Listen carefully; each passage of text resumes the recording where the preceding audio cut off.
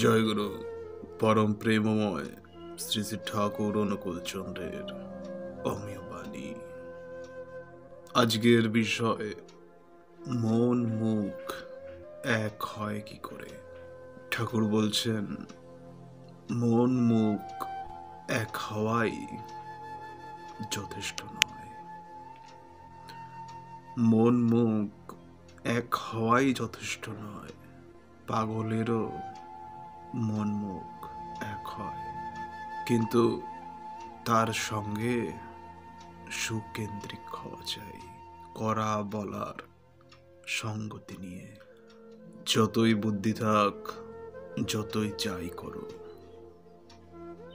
Concentric সুকেন্দ্রিক না হওয়া পর্যন্ত কিছুতেই কিছু করতে পারবে না, সঙ্গতি ফুটে উঠবে না।